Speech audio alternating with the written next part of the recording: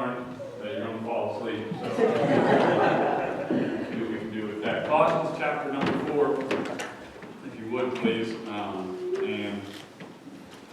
I mentioned this before we did. Last time we were here, it was years ago, we were on our way to Peru. We got to Peru, did a term there, finished up, came back home to the States. And as we were working in our home church, we began to pray and ask God what He wanted from us, and He led us back into, obviously, the field of missions. And I want to share, maybe just talk, I don't even call this preaching, I don't know, we draw a line between preaching, teaching, talking, whatever, but I want to share this verse with you because this is a verse that I really saw God use in our life and our ministry in Peru. I think it's a verse that you can pray to see to help God use you, and I think it's definitely one of the most important verses that you can pray for your missionaries and for your pastors. So let's read Colossians chapter 4, verses 2, 3, and 4, and then we'll pray. Continue in prayer, watch in the same with thanksgiving. With all praying also for us, that God would open unto us a door of utterance to speak the mystery of Christ, for which I am also in bond, that I may make it manifest as I ought to speak. Let's pray. God, I love you. Thank you for allowing us to be here, keeping us safe, Lord. Thank you so much for the fellowship we've had in your name. I just pray the next few minutes you would help us to look at prayer and look at your word and see how we can better pray for our brothers in Christ all around the world. In Jesus' name we pray. Amen.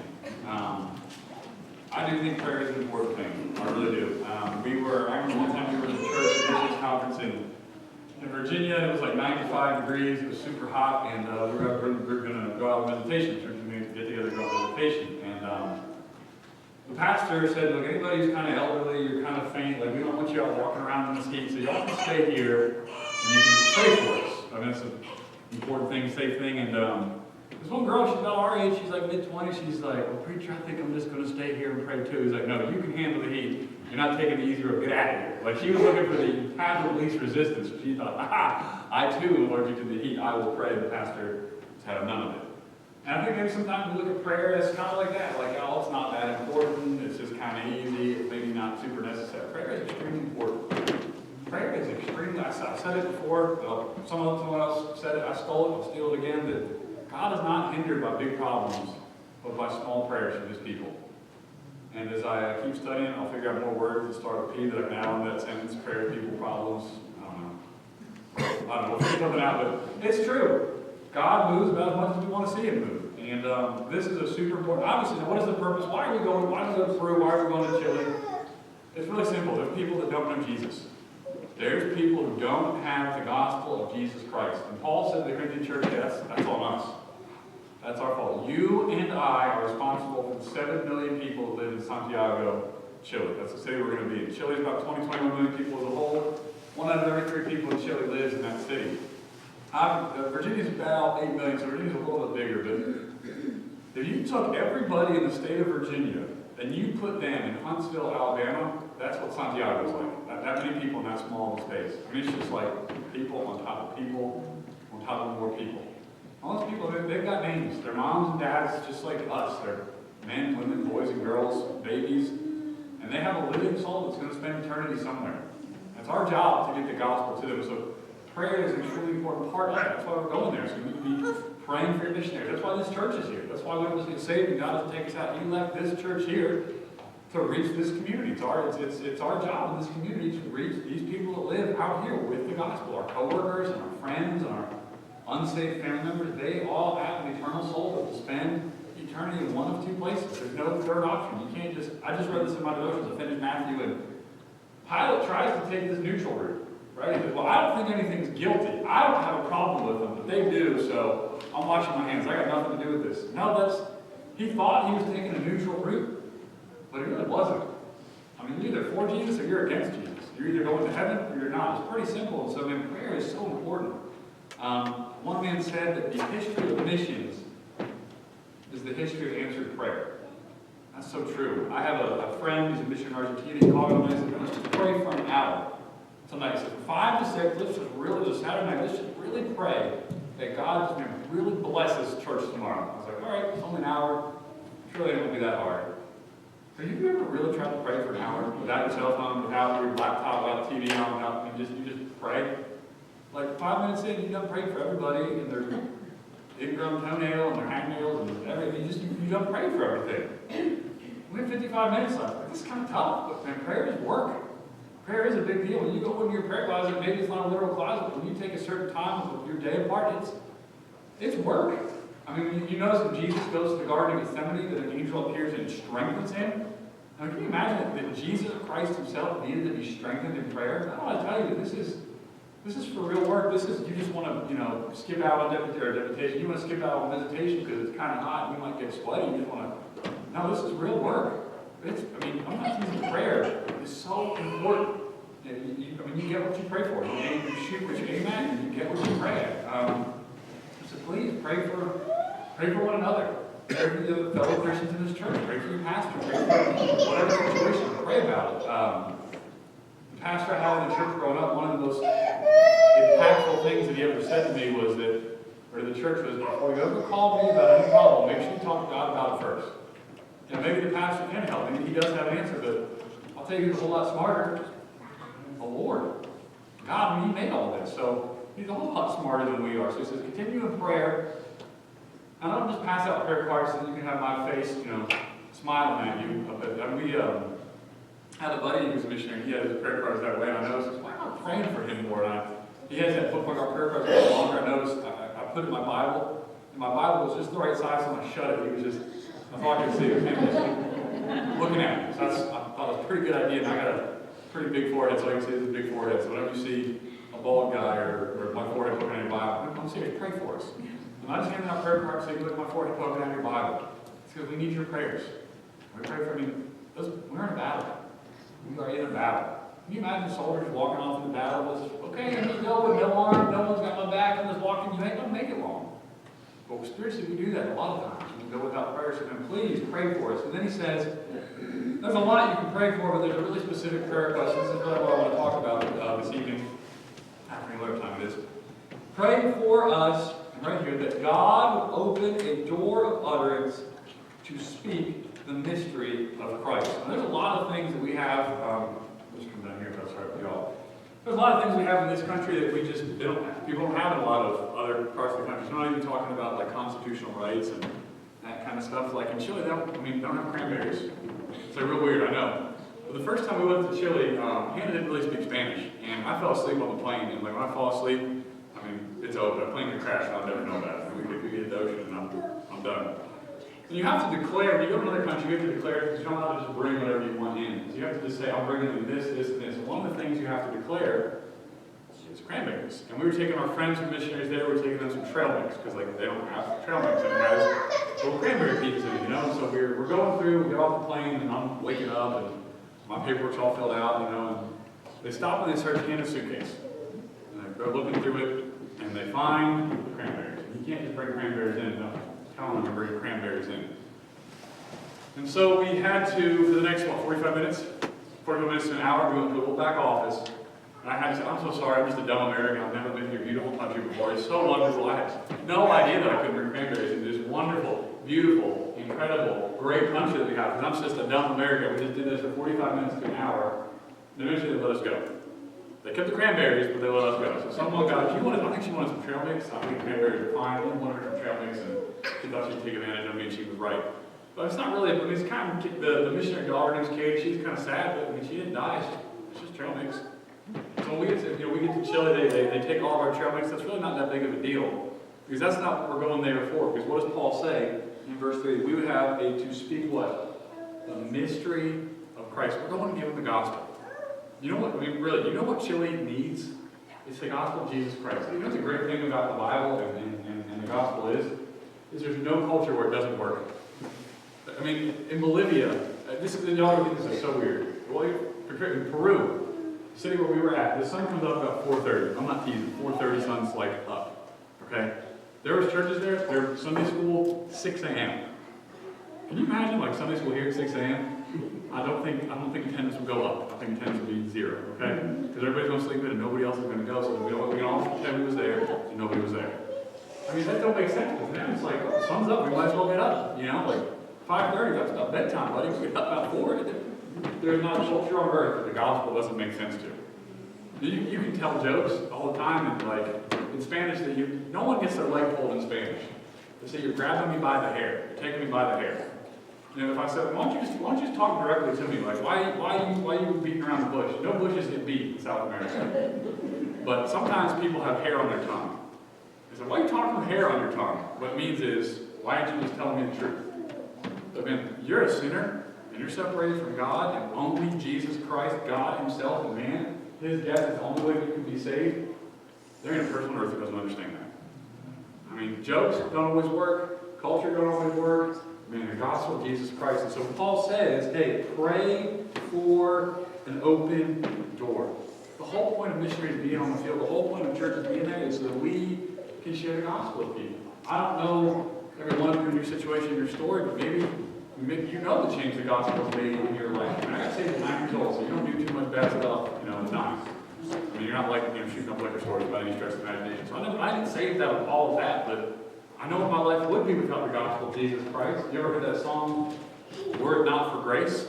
Maybe that's your story. Maybe you know where you would be without grace. I don't know, but the gospel, I hope you know the change it's made in your life and your family. So I'll tell you about this, a couple stories about this. I think you really like. I already told you one. But a young man named Axel, I was praying to God, I didn't see somebody saved. God, I need to win somebody to the Lord. Please give me opportunities to share the gospel with people. You're never going to see anybody saved if you don't share the gospel. So I'm praying, just thanking God for opportunities. And so we did a friend day in September. February, we did a friend day in September. And Axel shows up. You don't have a cell phone. I don't have Facebook. I got no way to keep in contact, and he won't give me his email or his address. So, okay, I hope you come back. I hope you had a great time. Bye. I didn't see him for months. He walks in January, he's got a phone, we get in contact, we're texting back and forth. He's like, I got a bunch of questions, I want to get together to meet Sunday, can you and I talk privately? I said, sure. And I told you, first question out of his mouth was this: what is the way of salvation? I mean, that's you could drive a truck through that door. That's just a big, and so for 20 minutes, 30 minutes, I witnessed to him, I gave him the gospel, I was like, man, I need to think about this. A few weeks later, I kept following up with him. A few weeks later, we went out, and he got saved. Praise the Lord. You know what I think that was the result of? I think that was God answering prayer. I know I was praying. I believe there's churches in America saying, give our missionaries opportunities, help them to be able to share the gospel, help them. I think that was an answered prayer. There's another example. We did, so Latin America, this is kind of funny. People always get a kick out of this. In Latin America, the moment you get married, you're not a young person. We were 21 when we got married, we became old people. If you're not married, you are still a young person. You could be 65 and be in young people's group. I have literally seen 40-year-olds at youth meeting, and no one thinks it's weird because they're not married. So we do youth meeting, quote unquote, on Saturday nights. We did youth meeting Saturday nights, and we come and play games and we have fun, and we sing, and we preach, and we have church. I mean, basically church for unmarried folks, and it was a great way to meet a lot of people. And this one guy's in Rodrigo, we advertise on Facebook and stuff, and he sends me a message, he says, hey man, I see what you're doing, it looks really exciting, can I come? I was like, yeah, great. It started 7 on Saturday. Now in South America, especially Peru, 15 minutes late is like 5 minutes early. I mean, it's just the most frustrating thing in the world. I'm not teasing, we invited a couple over for lunch one time, like, hey, get over here at 2. It's like 3:30, I'm like, did you die? Hello, where are you? Like, we're getting ready to go. I'm like, what are you doing? I mean, 30 minutes is acceptable, like you are an hour and a half late. So yeah, don't show up on time. Well, due to church, we start on time, but well, this guy, he shows up on time. He shows up 20 minutes early. He shows up at 6:40, 6:45. I'm like, you don't got Bible college students showing up this early. Why can't you be like this unsaved guy?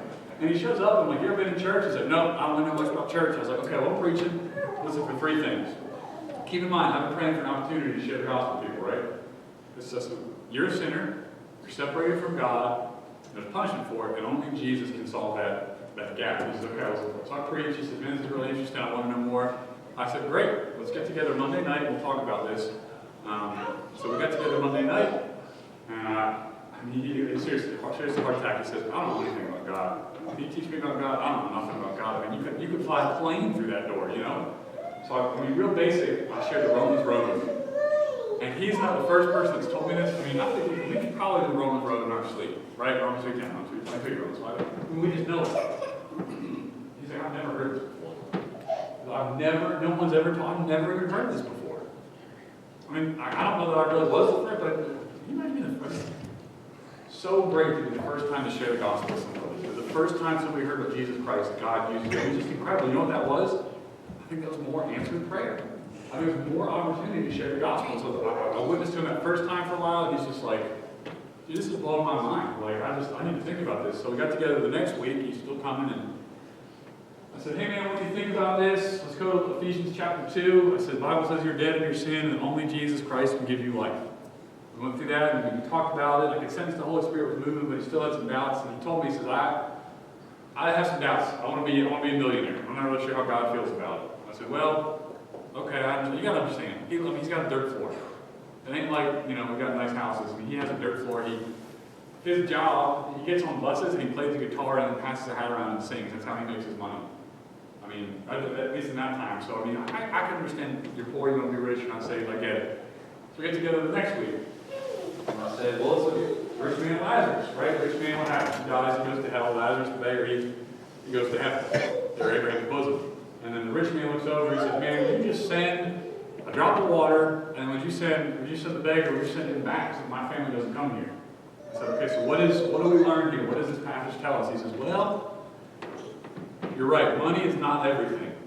Family is. I was like, man, hold up, because you missed it. Because what does the rich man say? Because I don't want my family. Because this place is so awful, I don't want my family coming here. And he goes, oh man, so I need to be saved, huh? I said, yeah, that's what I'm trying to tell you. He goes, all right, God, I need to talk to you. We need to talk. And he just, on his own, just started praying and got saved. That's Christ the Savior. You know what that was? It wasn't like I'm like a super good speaker, because I ain't. It's just, that's what the Word does. There's another two young sisters. They also came through, they actually came through the English class we did. Angela and Jessalyn, her sister. We did English class on Tuesday night because we didn't have other services. And when we like, hey, look, we're teaching English, we're going to play in church the whole time, and yada, yada, yada. So after like 4 or 5 weeks, her and her sister came. They actually drove their mom drove like 45 minutes. It was a big deal. That's a big deal. They were driving 2-3 hours. It's a big deal. They came. I'm not teasing you. The very first time they sat in our church service, I preached the gospel. I gave an invitation. If you're not saved, you're going to be saved. In her hand, like shot straight up. She got saved that way. And it wasn't like it was the Bible. It wasn't like I'm like real slick and I had this great illustration and a perfect poem and I knew when to pause. I just gave the Bible. And God's Word did the work. I'll tell you one last story. I can tell you time after time of just people like this with the gospel. Maybe the Word just worked in someone's life. There was a grown man in the church, a single dad. Another man in the church, their kids go to the same bus stop. He said, "Why don't you come to our church?" He said, "Okay, sounds great. I'm a saved guy." And so let's get together, let's talk about the Bible, study the Bible. So we're going through our discipleship course, and it starts off with salvation. I said, "Now, do you know what salvation means?" He's like, "No, not really." I said, "You ever been saved?" He goes, "I have no clue what you're talking about." I said, "Okay, basic stuff, Romans Road," because the stuff that we know, that we just take for granted, people in the mission, they don't have it, they don't know it. I seriously cannot tell you how many times I've just shared the most plain, simple gospel with somebody, and they're like, "Why didn't nobody tell me this before? I've never heard this." So we go to the Romans Road, we start talking about it, and he's mid to late 30s, grown man. And I hear what you're saying to me. I hear you saying Jesus is good and this and this, but let me tell you something. He says, when I was a kid, my dad abused me so bad, and that's why I stutter today. He's got a real bad speech impediment from whatever his dad did to him. He said, so I hear what you're saying, but I don't know that I can believe it, that God is as good as you say he is after all this. And that's, he's not the only one. It's more common than not, I think, in my experience. It's really sad. It's really horrible part of the culture there, but that's what happens to people who don't have the gospel. And so we kept meeting, and he's a cool guy. We were hanging out, and we kept meeting, and we get together. So we came to a point where I was going to travel for a few weeks, and he was going to travel. So we were going to be apart for about a month. We were going to see each other for a month. And I get back, and he's like, "Hey man, I'm back in town, me too. So we want to get together." So it's great. Well, I think we did it Monday nights when we got together. So he comes over, moved in, and he says, "Hey, I need to talk to you about being baptized." I was like, "Oh, you need baptized. You need to get saved before you get baptized." He goes, "Oh yeah, I did that last time we got together." I was like, "What?"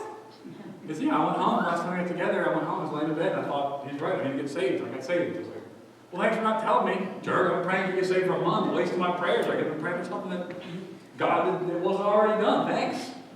But also, congratulations, we're happy for you, you know?" And our discipleship course, it ain't real deep. We don't talk about Greek and Hebrew and all that stuff. It's just, you're a sinner. Romans 3:10 says that you're a sinner. Romans 3:23 says you're a sinner. Romans 5:8 says that Jesus died for you. Romans 10:12 says that you can call out and be saved. I mean, it ain't rocket surgery. You know, it's pretty simple stuff. And that's what Paul is saying. He's saying, pray for God to give us an opportunity to share the word. Pray for God to give us an opportunity to share the gospel. What changed those people's lives? It wasn't me. It's never a missionary. It's never the pastor. It's the word of God. And that's you know, Philip's talking to the Ethiopian eunuch. He's got the word. He just needs somebody to go explain it to him. Because I can't. He says, do you understand what you're reading? He says, how am I going to explain it? Unless somebody explains it to me. How can I understand it? And Philip goes and explains Isaiah, and I get saved. And that's exactly what it is. There's people in Chile, there's people here, they need the gospel. And so our prayer ought to be, God, give us, God, give our pastor, God, give our missions, God, give me the opportunity to see somebody saved, to share the gospel with somebody. And then real quick, Paul says that I may make it manifest as I ought to speak. Look, I get it, okay? I'm crazy. I like jumping out of planes. As a kid, I like to skateboard, jump down handrails, all that good junk, but it's really scary to share the gospel with somebody. My uncle and aunt aren't saved, and they've been burning my heart for a long time, and I know they're not saved. And I'm like, how? I know he's going to get mad if I tell him he's going to heaven. Somebody's got to tell him, you know? And so we're going to be up there here in a couple weeks, and we're going to pray with God. Give me the opportunity, give me the boldness to do something. I mean, it's easy. I'm not like, terrified, but I'm like, this ain't going to be comfortable. You know, it's like, so you go to the doctor, you're going to get a big shot or something, like, you're going to shots under your toenails, horrible. I've never had it happen to say it's terrible, okay? So, I usually have that feeling of dread. It's kind of like that. So Paul said, give me boldness so that I can witness like I should. Maybe you said, I'm saved, I want to see somebody saved. Step one, pray for an open door. Step two, pray for boldness. I think you'll see the God answers that prayer. So, as we go to the mission field, as any missionaries, pastors, or whomever, any other Christian brother, pray for opportunities to share the word and pray for boldness, because it really does work. The word really changes lives, and it's our job to get the word to people all over the world. Let's pray. God, we love you. Thank you for the day.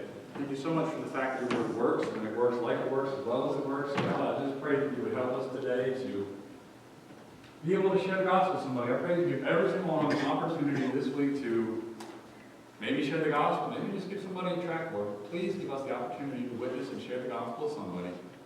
We love you and thank you. Pray to keep us safe till we come back. In Jesus' name, amen.